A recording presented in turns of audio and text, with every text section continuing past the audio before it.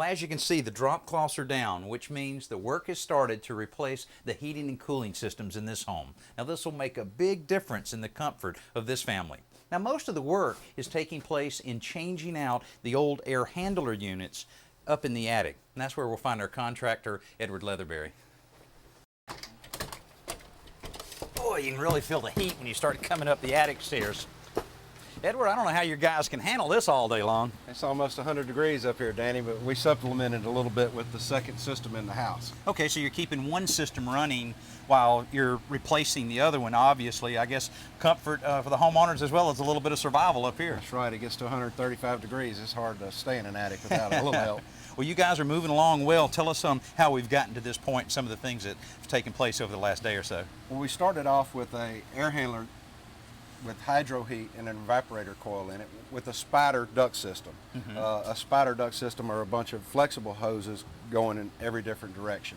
We took it out and are now putting in the main fiberglass trunk line, and coming off of that we'll have sheet metal pipe with 2-inch wrap insulation on top of it that'll hold up a lot better to the pressures of a variable speed air handler. Well, I was surprised that you actually removed all of the ductwork. It seemed like it was in good shape. I know it was a different style than this, but why the replacement of everything? For the comfort level of the homeowner and the distribution of the system, you really ought to have a good duct system, and that's not really considered a good duct system. Okay, I see. Now, challenges. I know at this point you usually find a few things that maybe were not anticipated ahead of time. Have you run into anything like that? Yeah, Danny, we have the refrigerant lines on the existing systems weren't to the proper size.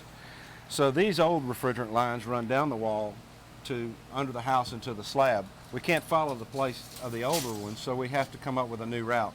We're able to run them around the backside here to stay off the decked area, and have found a hollow chase from an old fireplace on the end of the house where the condensing units are. Okay, so you'll be able to route all of the refrigerant lines from here out to there, and that's out to the condenser, right? From both systems, correct. Okay, so you have two separate lines going out. Right. Okay, well, I can see where that was a bit of a challenge. Now, we talked earlier about load calculation and how important it is for a heating and cooling contractor to really not just assume that the existing size units are big enough, but to really provide a load calculation. How exactly does that work? Well, the load calculations take into effect the insulation in the attic, insulation in the exterior walls of the house, window area and direction that they're facing, which is probably the most important, whether they're double pane, single pane, and what direction they face.